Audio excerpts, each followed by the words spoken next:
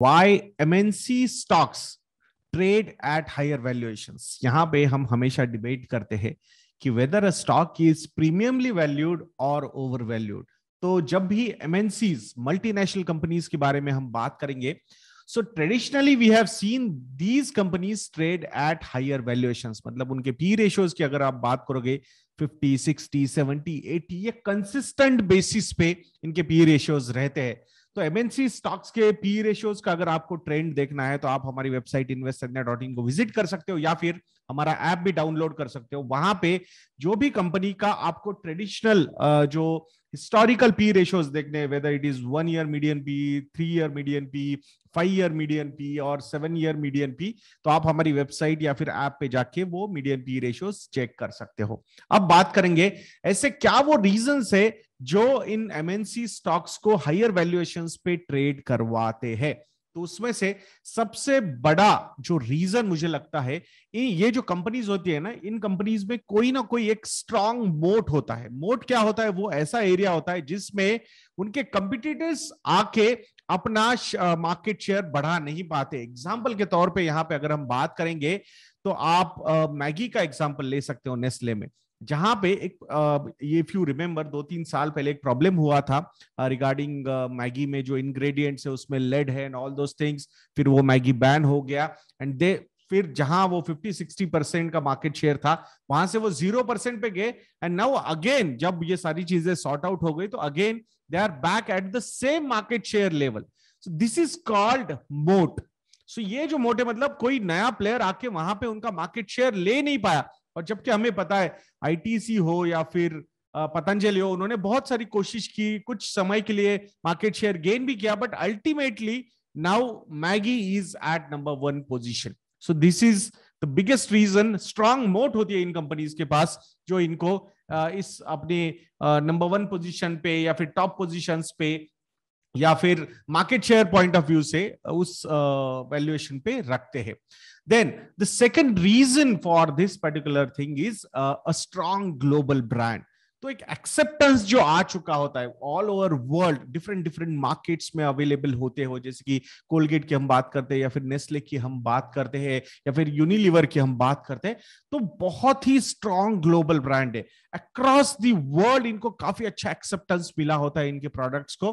And this is also one of the reasons why जब भी ये आते हैं तो इनको अगर कुछ नई कैटेगरीज भी वो लॉन्च करते हैं तो because of a strong global brand यहाँ पे काफी ज्यादा इनको वैल्यूएशंस हायर लेवल पे मिल जाते हैं। अब इसका एक बेनिफिट भी हुआ है रिसेंटली, अगर आपने देखा होगा तो हाइजीन पॉइंट ऑफ व्यू से इन ब्रांड्स पे थोड़ा सा ज्यादा भरोसा आता है। स्पेसिफिकली हमने देखा है अर्बन एरियाज में which are the profit centres of these companies, तो वहां पे एक्सेप्टेंस जो है वो बहुत ज्यादा है because of a strong global brand.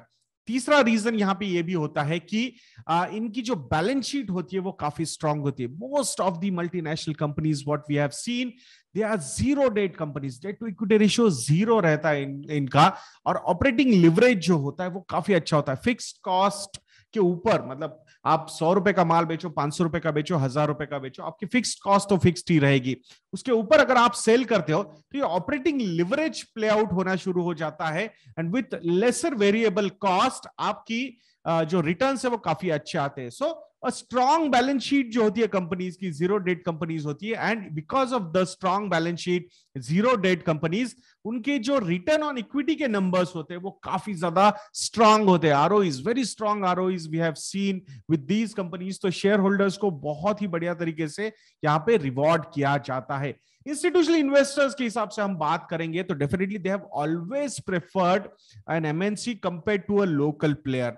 और तो उसपे आई थिंक जो एक क्वालिटी रिसर्च करना पड़ता है उनको, या फिर जो कॉर्पोरेट गवर्नेंस का रिसर्च उनको करना पड़ता है, वो डेफिनेटली स्कोप काफी कम हो जाता है। और आजकल ये जो नए पैरामीटर्स बिल्ड हो रहे हैं जैसे कि ESG parameters, environment, social and governance, तो ये सारी चीजों में ऑलरेडी इन्होंने एक अपना पोजीशन लिया होता है and they keep on communicating. तो ये सारी चीजें काफी अच्छी तरीके से प्ले आउट होती है and that's why institutional investors भी because of a strong balance sheet, because of good ROEs, वो उनको ज्यादा वहां पे फेवर करते हैं।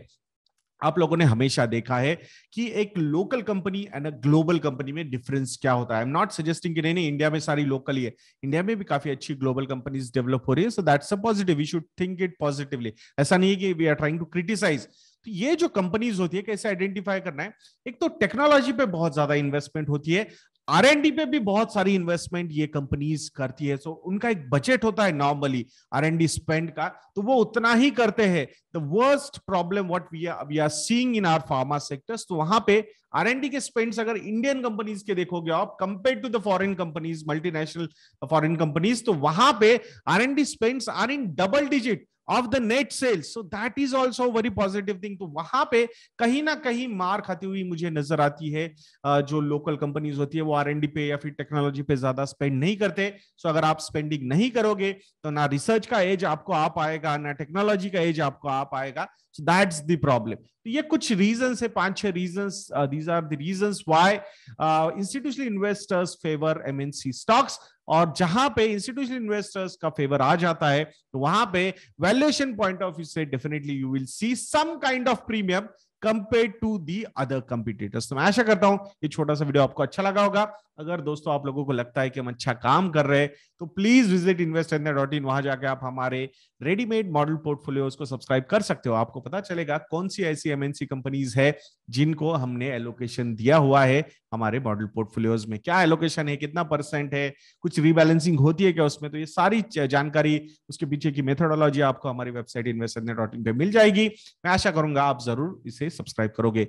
फ्रीडम ये प्रोमो कोड यूज करना मत भूलिएगा दोस्तों, 40% का discount because of the independence day हमने इस वीक में रखा हुआ है। मैं आशा करूंगा आप इसका भी लाभ उठाएंगे। तो ऐसे वीडियोस के लिए चैनल पे बने रहिए और नेक्स्ट वीडियो तक के लिए मुझे आज्ञा दीजिए दोस्तों। जय हिंद।